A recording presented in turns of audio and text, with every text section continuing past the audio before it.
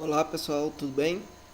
Hoje estamos mais um dia aqui, mais uma aula de farmacologia veterinária e vamos falar um pouco hoje sobre os anti-inflamatórios esteroidais e os anti-inflamatórios não esteroidais. Entretanto, antes da gente falar sobre os anti-inflamatórios, é muito importante a gente se lembrar de como ocorre a inflamação, né?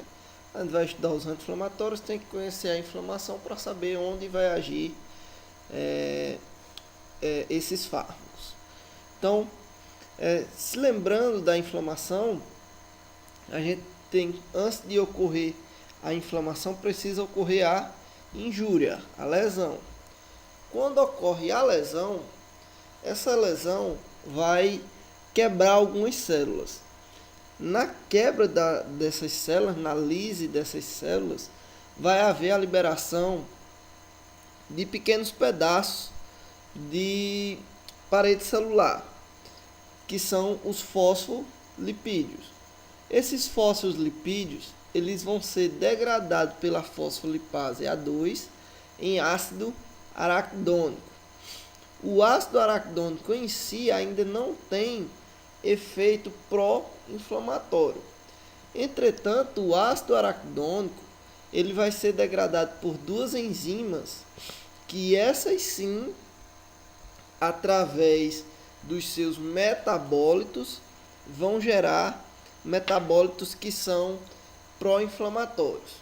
Então, a gente tem aí leucotrienos, né? As enzimas são a lipoxigenase e a ciclooxigenase, né, que a gente também chama muito de LOX e COX, né?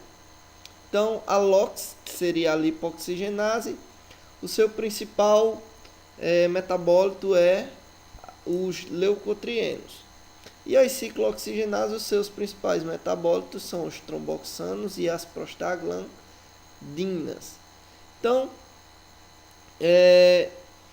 quando ocorre a metabolização do ácido araquidônico através dessas enzimas, aí sim vão gerar essas substâncias que são pró-inflamatórias. A principal dela é a prostaglandina, né? A prostaglandina, entretanto, ela está muito envolvida tanto com o processo fisiológico como com o processo patológico. Então, antigamente se conhecia apenas dois subtipos da ciclooxigenase. A ciclooxigenase 1 e a ciclooxigenase 2. Atualmente se conhece a ciclooxigenase 3, que também está envolvido em um processo fisiológico, entretanto mais voltado para o sistema nervoso central. Então, a ciclooxigenase 1, o seu metabólito vão ser prostaglandinas que estão envolvidas com os processos fisiológicos, ou seja, na regeneração de mucosa gástrica.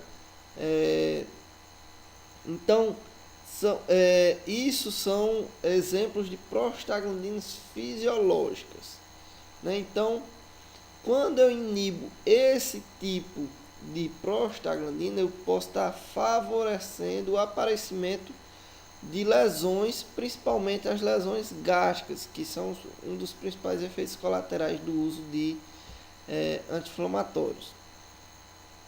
E a ciclooxigenase 2, as suas prostaglandinas normalmente são mais envolvidas com prostaglandinas patológicas, que estão envolvidos no processo patológico.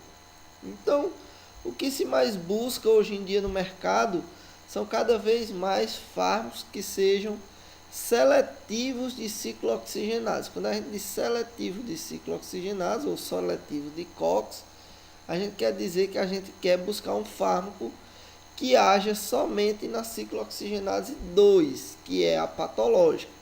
A ciclooxigenase 1, que é a ciclooxigenase que vai gerar prostaglandinas fisiológicas, não é interessante que haja a sua inibição.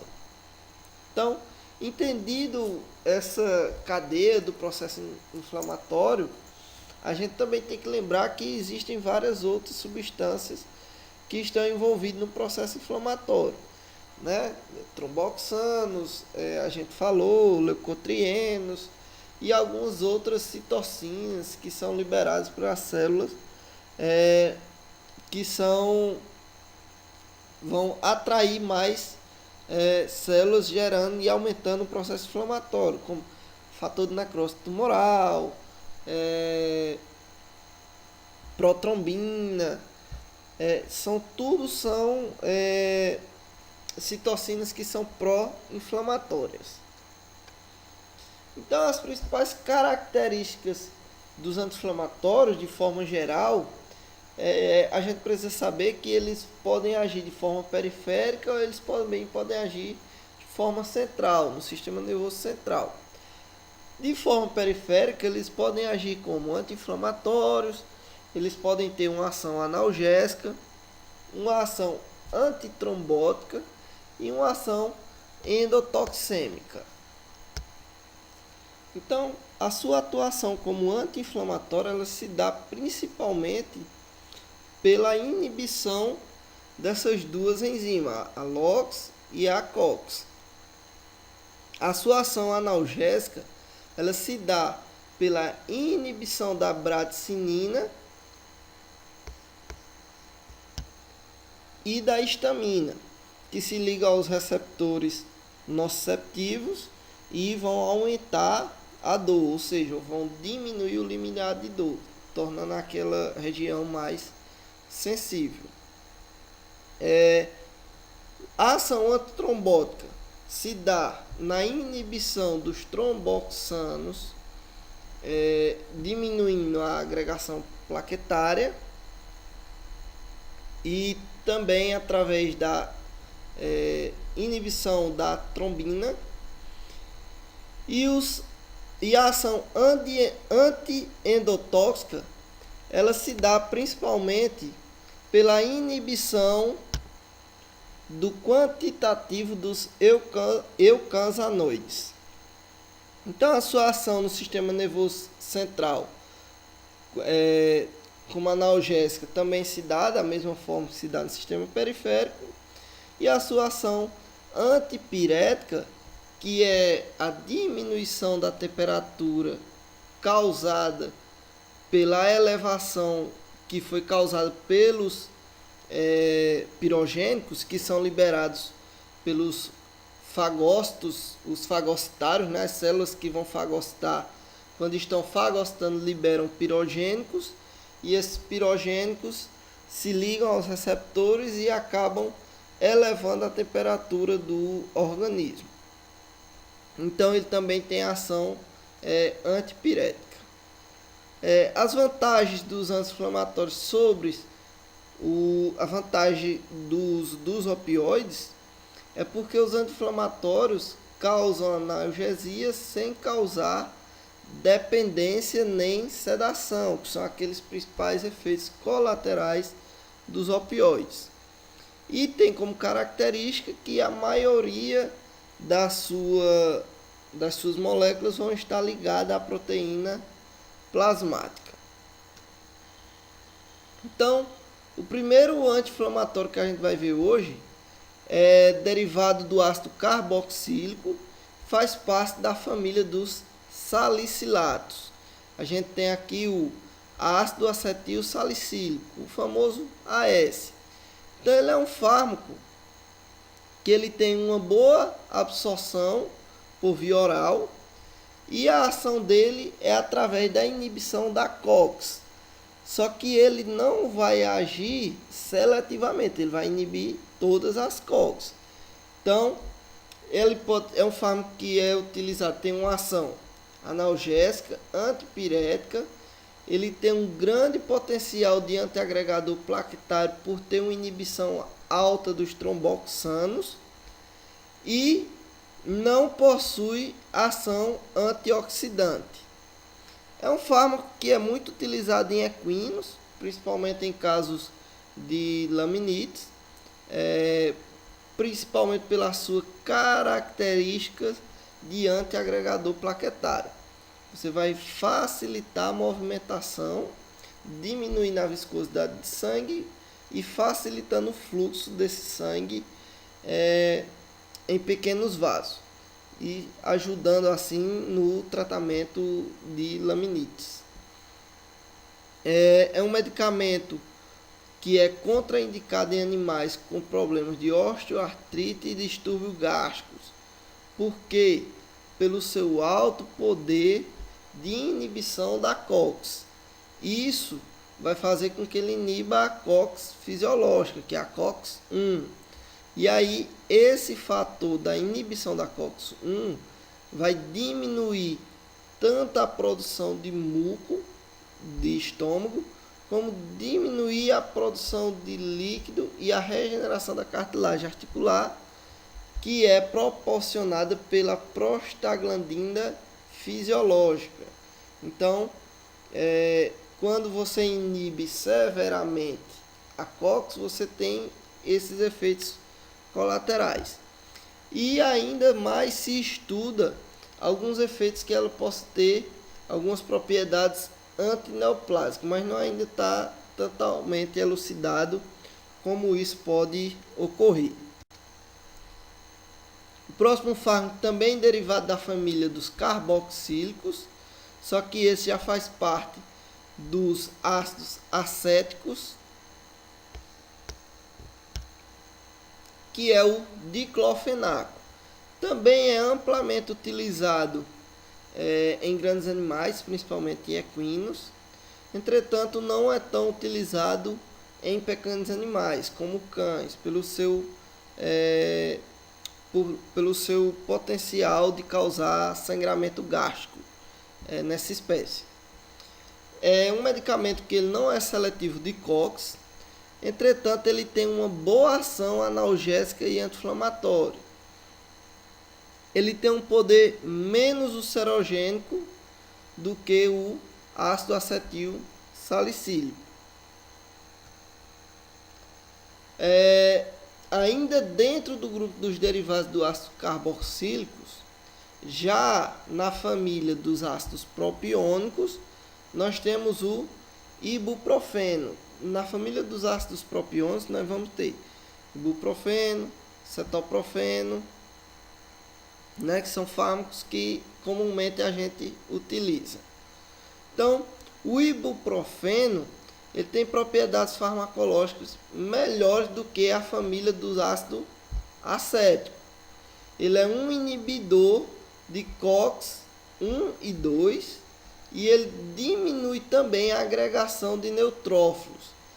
Ele elimina radicais livres e enzimas lisossomais, que são outras citocinas que são pró-inflamatórias, ou seja, ele tem uma ação anti-inflamatória maior do que a família dos ácidos acéticos.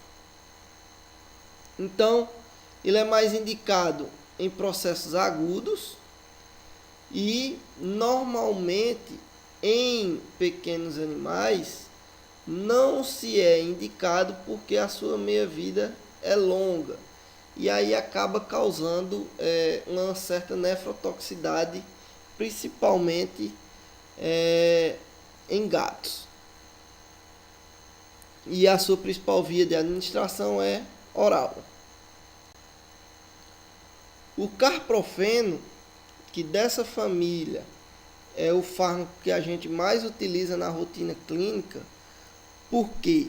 Porque apesar dele não ser seletivo de COX, ele tem uma afinidade maior pela ciclooxigenase 2. Isso faz com que ele tenha menos efeitos colaterais. Então, é um fármaco que a gente utiliza bastante, tanto na clínica de cães como de equinos, principalmente para processo de osteoartrite e processo pré e pós cirúrgicos de tecidos moles. Então, ele, por esse fator dele ter uma afinidade maior pela ciclooxigenase 2, Isso vai fazer com que ele tenha uma segurança maior do que esses outros que nós já citamos. Então, ele possui uma boa ação antiedematosa e uma alta ação analgésica. Em gatos, a gente normalmente não utiliza em períodos constantes, porque em gatos ele pode ocasionar toxicidade gástrica, renal e hepática. Mas, quando necessário, a gente utiliza em dose única. E aqui nós temos o cetoprofeno. O cetoprofeno, ele é um fármaco que a gente chama de fármaco de dupla ação. Ele atua tanto em COX como na LOX. Então, além dele atuar na COX como na LOX, ele também vai atuar antagonizando a bradicinina e também vai agir como um estabilizador de membrana, dificultando o que? A troca intercelular, assim, do meio intra com o meio extracelular, e a liberação de mais citocinas. Ele tem um efeito menos ulcerogênico do que a fenilbutazona e a flunixina, que a gente vai ver mais na frente. Entretanto, o seu uso não deve passar 5 dias, por o seu poder, o seu alto poder de provocar lesões gástricas, apesar de ser menos que a fenilbutazona e a flunixina. Mas a gente utiliza bastante, tanto na clínica de pequenos como na clínica de grandes. Em equinos a gente utiliza mais por via intravenosa. O fluniximab, tão conhecido aí pelo pessoal que cria cavalo, que é o Banamine, né, o nome comercial, ele é um fármaco que tem grande ação analgésica e uma boa ação anti-inflamatória. Em equinos, a gente observa que ele tem uma boa ação analgésica também visceral. A gente sabe que a maioria desses anti-inflamatórios eles não tem tanto poder analgésico visceral, é mais dor somática. E o que é dor somática? Do sistema nervoso somático. E esses fármacos não têm uma boa ação em dor visceral. Entretanto, em equino a gente percebe essa boa ação analgésica mesmo no sistema visceral. Ele também é utilizado no tratamento de endotoxemia. Entretanto, para o tratamento de endotoxemia, é recomendado 1/4 da dose que é utilizada como anti-inflamatória e analgésica. Em cães e gatos, eu particularmente não gosto de utilizar, porque ele pode causar uma toxicidade renal, principalmente em cães, né? E esse fármaco ele precisa que o animal esteja bem hidratado para que se faça o uso, porque se você fizer o uso desse fármaco, a excreção dele é uma excreção que se dá bastante pela via renal. Se você fizer o uso desse fármaco com um animal desidratado, você pode provocar uma falha renal desse paciente por a diminuição da pressão sanguínea renal que ele já causa. Então, é só o que a gente vê por aí, são pessoas do ramo da criação de equinos que faz o uso de flunixina para tratamento de dor causada pela cólica. Entretanto, a primeira coisa que acontece na cólica é a desidratação. Quando você utiliza o Banamine, ou seja, o flunixina, você acaba provocando algum tipo de lesão renal naquele animal. Então, pessoal que cria equino, sempre ter bastante cuidado no uso de flunixin meglinin para equinos desidratados.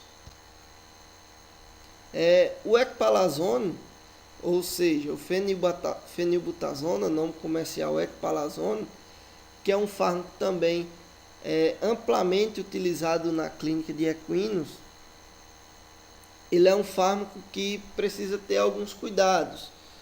Por quê? Porque ele é um fármaco que ele causa uma alta inibição da ciclooxigenase 1. Em equinos, ele tem um alto poder de causar lesões gástricas. Então, tem que ter bastante cuidado na utilização desse tipo de fármaco.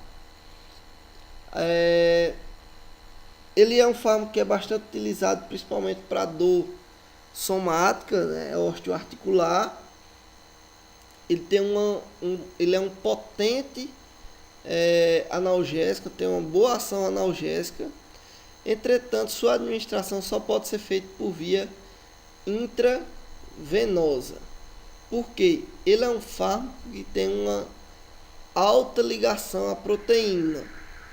Então ele se liga muito à proteína. Quando você faz a administração por via intramuscular, como ele tem uma alta atração por proteína, ele vai ficar ligado à proteína muscular e não vai para a circulação. E aí acaba causando necrose do tecido muscular. Então tem que ter bastante cuidado na utilização desse tipo de fármaco, pois pode causar esse tipo de lesão. Em equinos também, ele tem uma pouca margem de segurança por esses efeitos tóxicos. Então, apesar de ser bastante utilizado na clínica de equinos, as pessoas que utilizam não conhecem os riscos que estão correndo na utilização desse tipo de fármaco. Não quer dizer que tem que deixar de usar, é um fármaco muito bom, só que tem que ser utilizado com segurança. Então, é um fármaco que normalmente é contraindicado para pacientes que têm hepatopatias e nefropatias e para pacientes que têm problemas cardiológicos também. O piroxicam, que é um anti-inflamatório, faz parte dos derivados do ácido zenólico, da família dos oxicans. Ele é um fármaco que normalmente a gente não vai encontrar ele sozinho. Ele normalmente vai estar associado a outros fármacos. Por exemplo, aqui o antibiótico, né, a base de penicilina, associado ao piroxicam. Apesar disso, ele é um fármaco que tem uma boa absorção por via oral. Pode ser administrado por via sistêmica, né, quando a gente faz a associação. E alguns estudos também apontam que ele tem uma ação antineoplásica. A sua ação antioxidante ele se dá através da inibição dos radicais peróxidos, né? E aí vai fazer com que ele tenha essa ação antioxidante.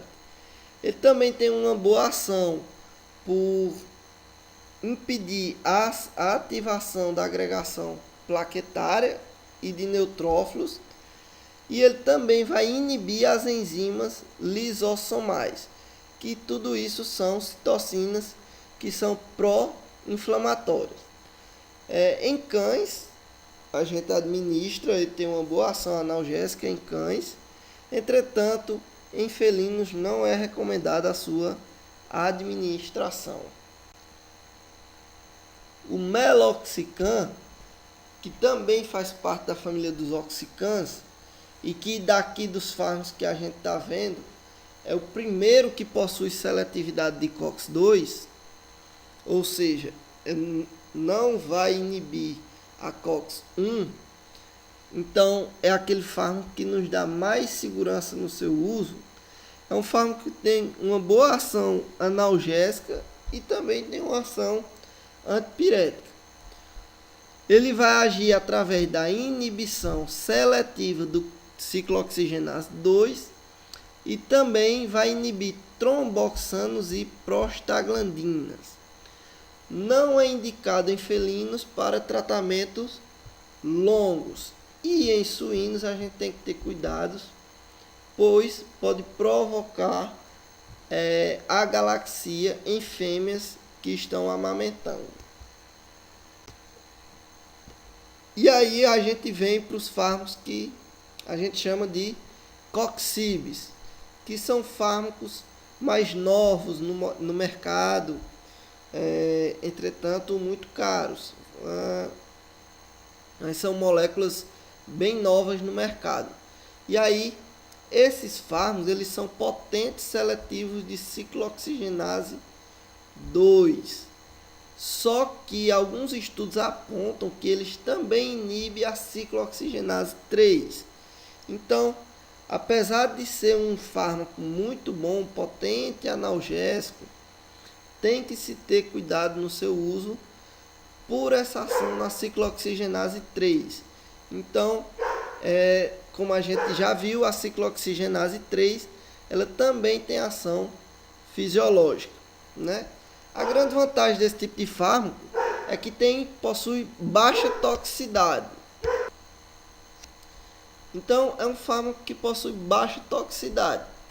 Entretanto, por ele ser um potente inibidor de ciclooxigenase 2, ele não deve ser associado junto com outro anti-inflamatório não esteroidal.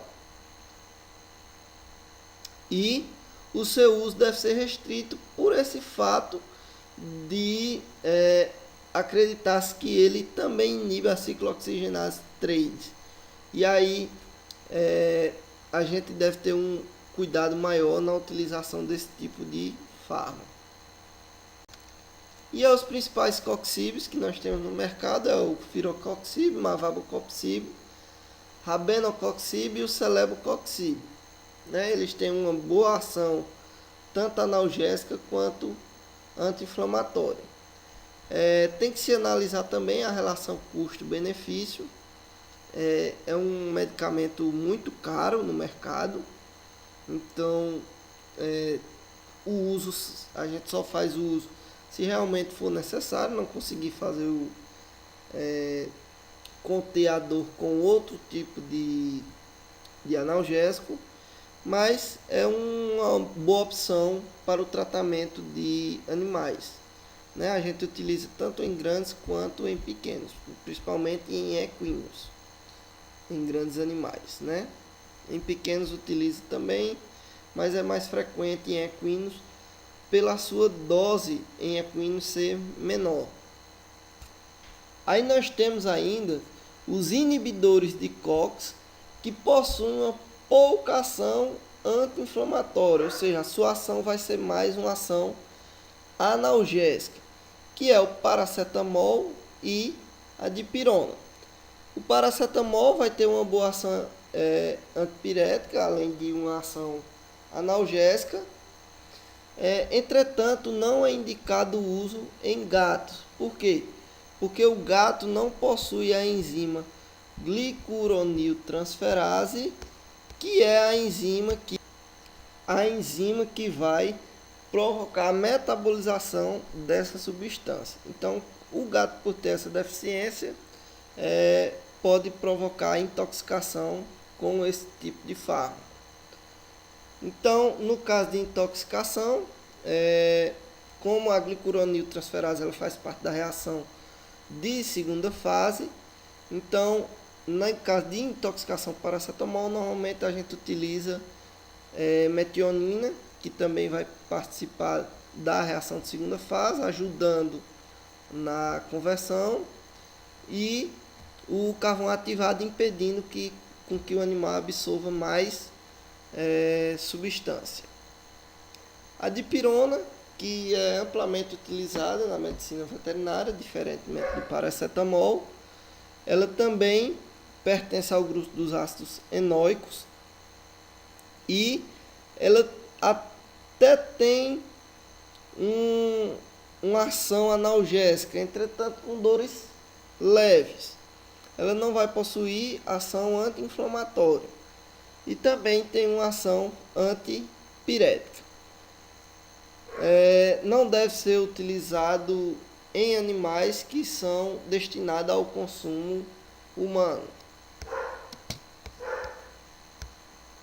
Os anti-inflamatórios esteroidais, que são anti-inflamatórios que já são produzidos no nosso organismo de forma natural, cortisol e a hidrocortisona, são produzidos no nosso organismo. A aldosterona também não deixa de ser um mineralocorticoide. Então são fármacos que suas moléculas já são produzidas pelo nosso organismo. E elas são produzidas através do colesterol, a partir da molécula do colesterol. Ou seja, o colesterol ele é um intermediário dos corticoides, né? Dos corticosteroides. Então, os corticoides eles têm tanto ação anti-inflamatória como uma ação imunossupressora. A sua ação imunossupressora ela se dá a partir de doses maiores, né? Tem a dose anti-inflamatória e eu tenho a dose imunossupressora. E a gente sabe também que esses glicocorticoides, também os corticoides, que podem ser divididos em glicocorticoides e mineralocorticoides, mas a gente normalmente utiliza mais glicocorticoides. Isso por quê? Porque eles têm um poder de provocar a glicogênese, ou seja, aumento, uma hiperglicemia, né? Tem um aumento do índice glicêmico. E eles estimulam a gliconeogênese a partir da inibição da insulina. Então, alguns glicocorticoides eles também têm efeito mineralocorticoide residual, que isso vai fazer com que aconteça o quê?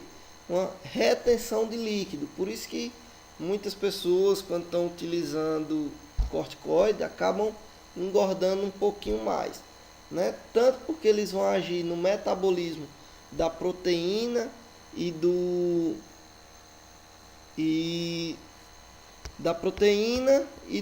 dos carboidratos, como também ela aumenta a retenção de líquido dentro do organismo através do seu efeito mineralocorticoide residual. Então são fármacos que têm uma alta lipossolubilidade, ou seja, penetra facilmente na célula, e a gente não recomenda que se utilize em doenças infecciosas, em animais que possuam diabetes, hemorragias, pancreatites, cardiopatias ou doenças renais. Por causa dos seus efeitos colaterais, né? Doenças infecciosas porque ele tem um efeito de imunossupressão. Como é que se dá essa ação imunossupressora? Ele vai estabilizar a membrana, ele tem um alto poder de estabilização da membrana e vai impedir com que os macrófagos imunócitos possam fagocitar as células. Então, isso vai fazer com que tenha uma ação imunossupressora. Entretanto, esse efeito provoca um problema quando eu tenho uma doença infecciosa. Por isso, não se é recomendado o uso quando se tem uma doença infecciosa, né? Em cardiomiopatia, porque ele participa do tônus muscular, né?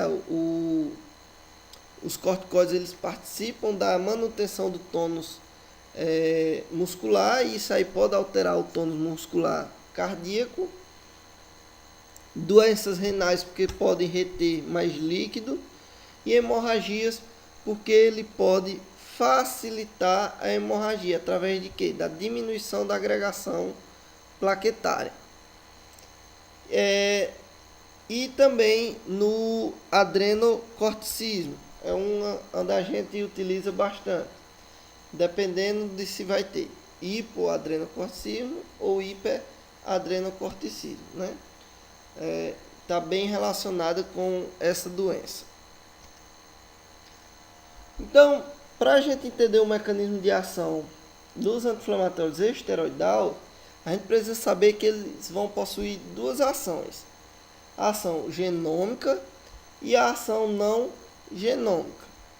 A ação não genômica é uma ação mais rápida, não está envolvido diretamente com receptores glicocorticoides. Ele está mais envolvido com a estabilidade de membrana da célula, né?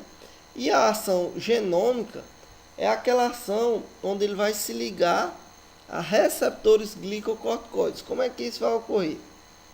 Os receptores glicocorticoides, eles estão presentes no citoplasma.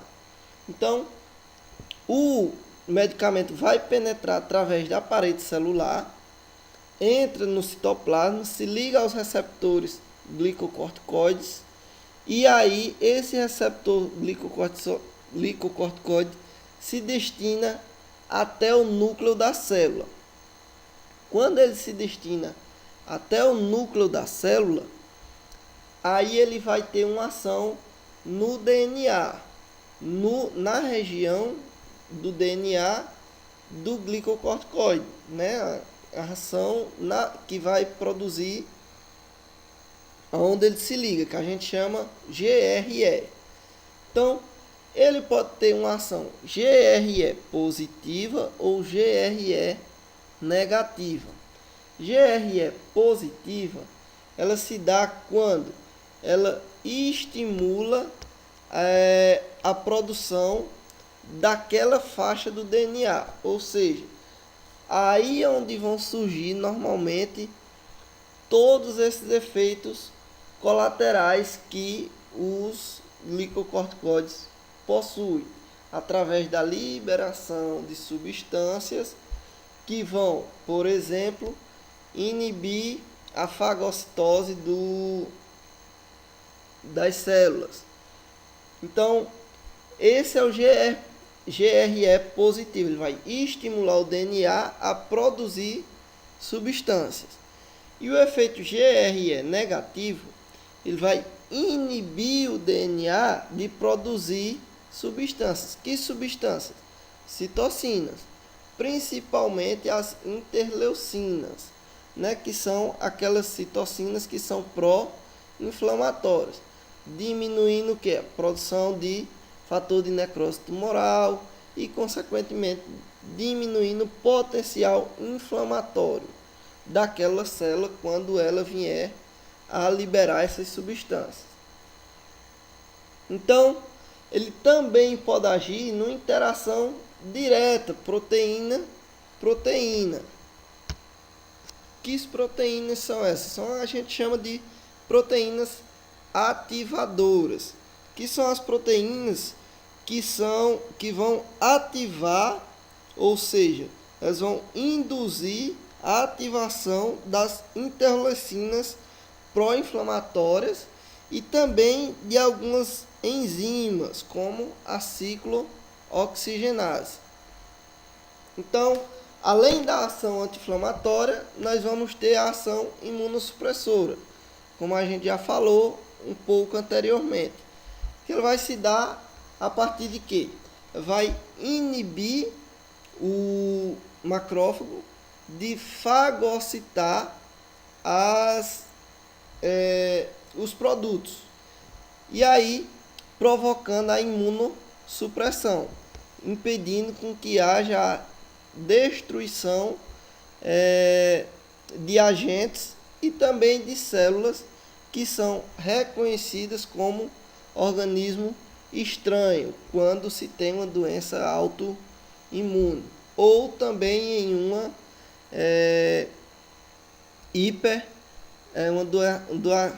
uma reação de hipersensibilidade, né? Então, esses fármacos eles vão ter biotransformação hepática e a sua excreção é renal. Todos os anti-inflamatórios esteroidais, eles vão possuir o mesmo mecanismo de ação. eles se diferenciam a partir de quê?